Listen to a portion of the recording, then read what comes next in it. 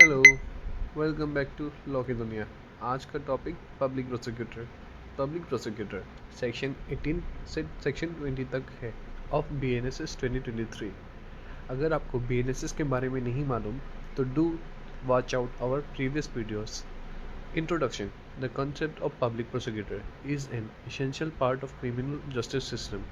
The public prosecutor represents the state in criminal proceeding and is responsible for conducting prosecution on behalf of government under the Bharatiya Nagrik Suraksha Sanhita 2023, which replaces the CRPC provision relating to public prosecutor containing in section 18 to 22 18 to 20। मतलब public prosecutor एक वो इंसान है जो एक state को represent करेगा in criminal proceedings. मतलब गवर्नमेंट का एडवोकेट को पब्लिक प्रोसिक्यूटर बोलते हैं। Objective. The main objective of this provision is to ensure fair, impartial, and efficient prosecution of criminal cases in court. Section 18 में पब्लिक प्रोसिक्यूटर के बारे में बताया हुआ है। की provisions for every high court the central government और the state government shall after consultation with high court appoint a public prosecutor and may also appoint one or more additional public prosecutor for conducting in such court any prosecution appeal or after proceeding on behalf of the central government or the state government। मतलब हर एक high court में central government और state government after consultation of high court एक public prosecutor appoint करेगा।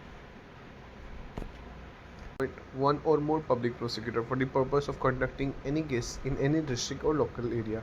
मतलब central government एक या फिर एक से ज़्यादा पब्लिक प्रोसिक्यूटर एक डिस्ट्रिक्ट के लिए अपॉइंट कर सकता है। Number 3, for district the state government shall appoint a public prosecutor and may also appoint one or more additional public prosecutor for the district. यही सेकंड पॉइंट में बताया गया कि सेंट्रल गवर्नमेंट एक डिस्ट्रिक्ट के लिए पब्लिक प्रोसिक्यूटर अपॉइंट कर सकता है। थर्ड पॉइंट में बताया गया कि एक डिस्ट्रिक्ट के लिए स्टेट गवर्नमेंट भी पब्लिक प्रोसिक्यूटर या एडिशनल पब्लिक प्रोसिक्यूटर अपॉइंट कर सकता है।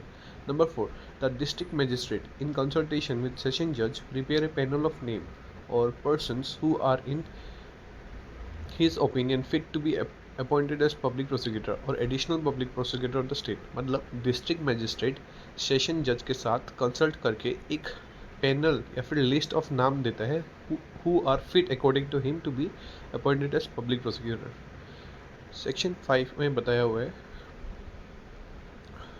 पॉइंट 5 में बताया हुआ है, no person shall be appointed by the state government as public prosecutor or additional public prosecutor for the district unless his name appear in the panel of the name prepared by district magistrate under subsection 4।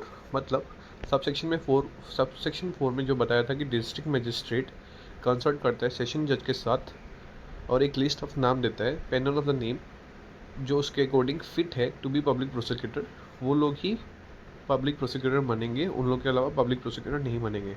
Point 6 में बताया गया है, notwithstanding anything in subsection 5 there in a state there exist a regular cadre of prosecuting officer, the state government shall appoint public prosecutor or additional public prosecutor only from among the person constituting such cadre। मतलब हर एक state में एक cadre होता है। Cadre मतलब एक group of people जो already prosecuting officer जैसे बिहेव करते हैं, उन प्रोसिक्यूटिंग ऑफिसर्स में से ही एडिशनल पब्लिक प्रोसिक्यूटर या फिर पब्लिक प्रोसिक्यूटर बन सकता है।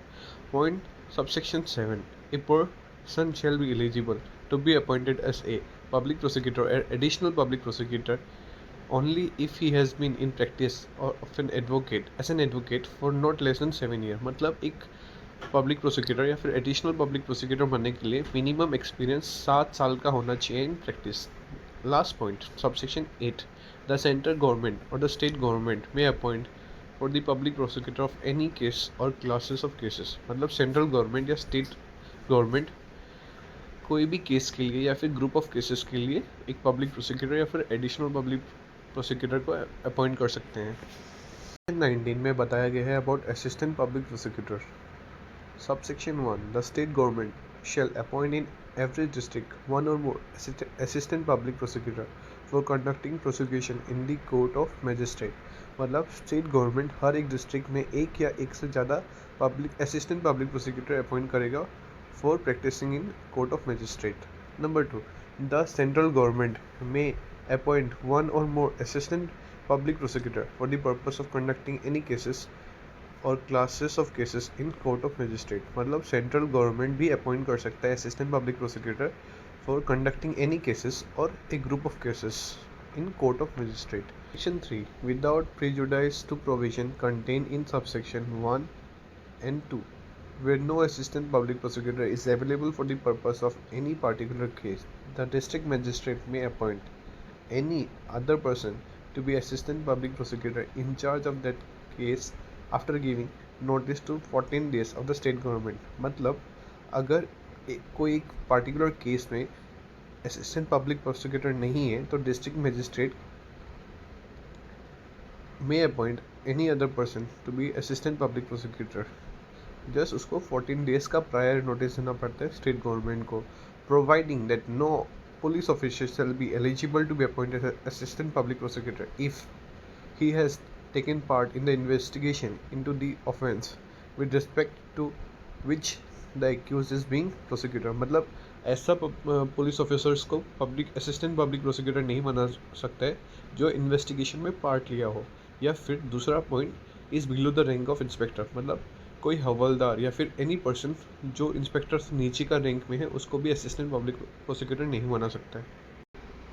Section 20 directorate of prosecution establishment. The state government shall establish a directorate of prosecution structure। It shall consist of a director of prosecution, b deputy director of prosecution, c public prosecution, number d additional public prosecutor, number e assistant public prosecutor। Number 3 control and supervision। The directorate shall function under the administration control of the head of the home department of the state government। The director of prosecution shall supervise all the prosecuting officer in the state।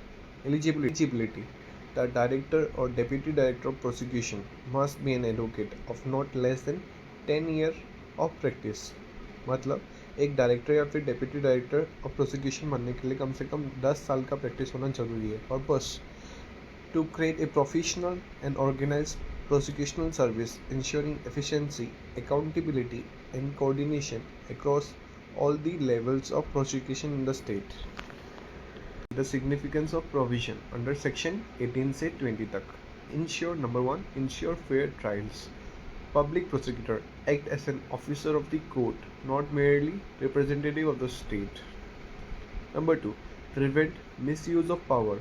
The consultation with the session judge adds transparency and impartiality in appointment।